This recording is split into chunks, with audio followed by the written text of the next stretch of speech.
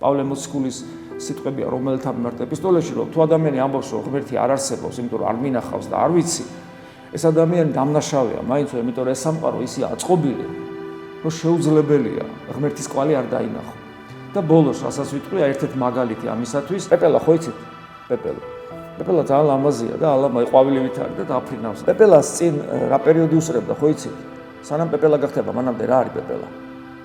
ჭია, უყურე ჭია, რომელიც დაღუღავს. არსებობს სამყაროს ჭიები, რომელიც მრავლდება, ჭიაყელები მაგალითად მრავლდებიან, ხო? 1000 ჭია არსებობს, რომელიც მრავლდება. თუ ღმერთი არ არის და თუ ყველაფერი ბუნებრივად ვითარდება, რატომ აქვს აი ამ პეპელას ჭიებს ესეთი რთული გამრავლების ტიპი? ანუ ჭია კი არ მრავლდება როგორც ჭია რო გამრავლდეს, ჯერ პეპელა თუ მანამდე დაჭუპრდეს, მერე პეპელად გადაიქცეს, პეპელამ დადოს კვერცხი, ანუ უთულეს გზას გადის ჭია, რომ გამრავლდეს.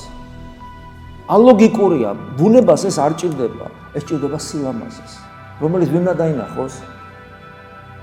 მე ადამიანმა თევზი ხო ვერ დაინახავს ამას, პეპელას კი ვერ ხვდება ამას. გესმით?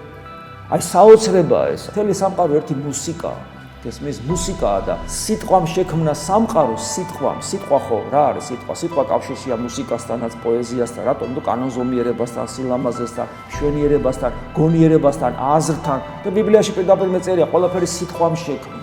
ანუ ის არაფრისაგან ეს ღმერთის ყოვლის შემძლეობით ეს ყველაფერი აფეთქდა, იყო მოუწესრიგებელი, ერთგვაროვანი მასა და უცებ სიტყვა შემოდის და სიტყვა მე მინაგითხრათ არის სინონიმი ძაღმერთის ანუ იესო ქრისტესი, სიტყვა შემოდის და ეს სიტყვა აი ამ ქაოსს, რომელიც დიდი აფეთქების შედეგად არსებობს, ამ ქაოსს ჰარმონიულად, მუსიკალურად, პოეტურად, ანუ მშვენიერად და კანონზომიერად, ანუ გონივრულად აწესრიგებს და ქმნის არსებას შიგნით, რომელსაც შეუძლია მთელი ამ სამყაროს შემეცნება.